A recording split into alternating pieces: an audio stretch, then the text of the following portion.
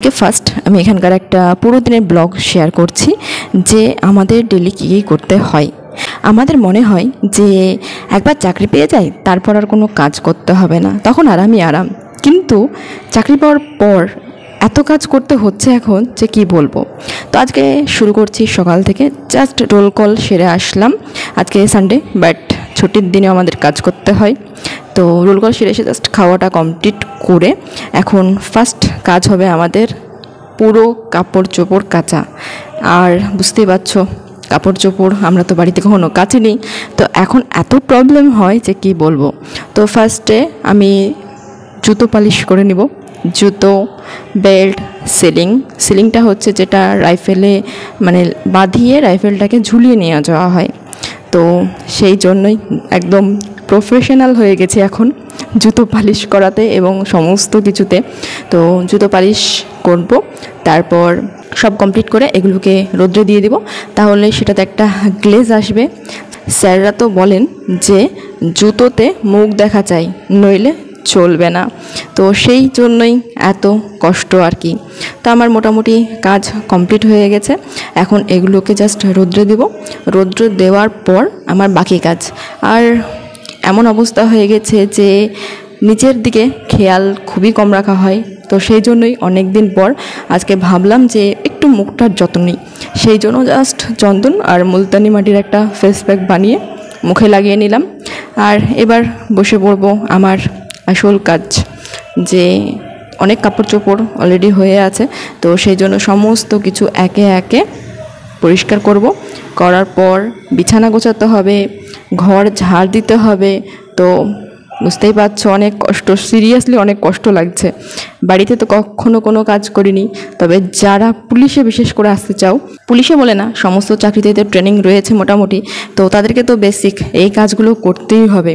এখানে অবশ্য মানে জামা কাপড় ধুয়ে দেওয়ার জন্য ধোপা আছে, কিন্তু ওই ধোপাকে দিয়ে আসা আর নিয়ে আসা, এই যে লাইনে দাঁড়িয়ে থাকা, এটা এত পরিমাণে প্রবলেম, মানে প্রচুর প্রবলেম। এখন লাইনে শুধু দাঁড়িয়ে উঠে হাঁপিয়ে যাচ্ছি, সব জায়গায় লাইন।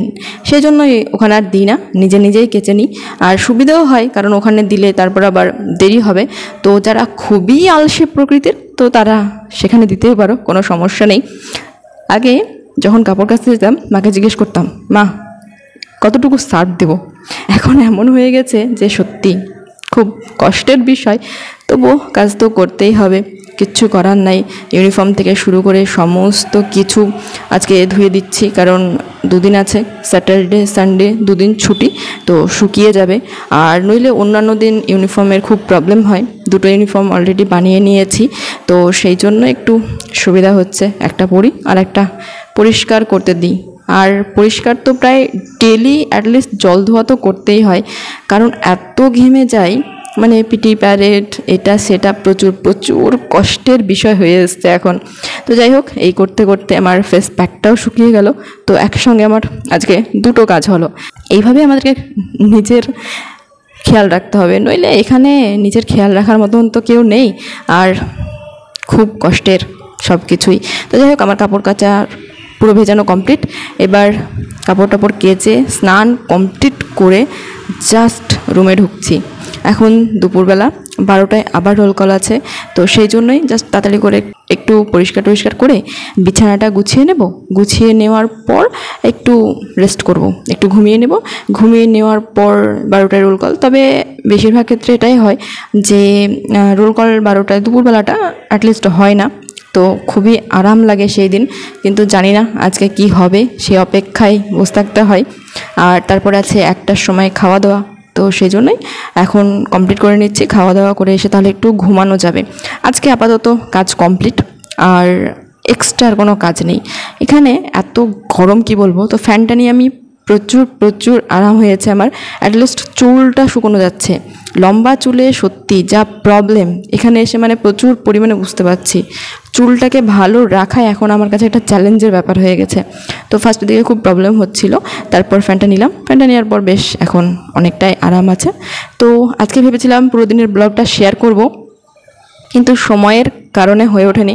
কারণ বিকেলে হঠাৎ করে ছুটির দিনেও আমাদের পিটি প্যারেড করতে হয়েছে, হয়তো কোনো স্যার আসবেন ইন্সপেকশনে, সেই জন্য। তো সেই জন্যই আজকে এখানে শেষ করছি, কিছু মনে করো না, নেক্সট টাইম আবার হবে। চলো, আর সবার এক্সাম কেমন হলো একটু জানিও কমেন্ট করে, কত মার্ক আনসার করেছো। আর আমি চেষ্টা করব ওটার উপর ভিডিও বানানো। নেক্সট রানের ভিডিও খুব তাড়াতাড়ি এসছে, তো চলো দেখতে থাকো।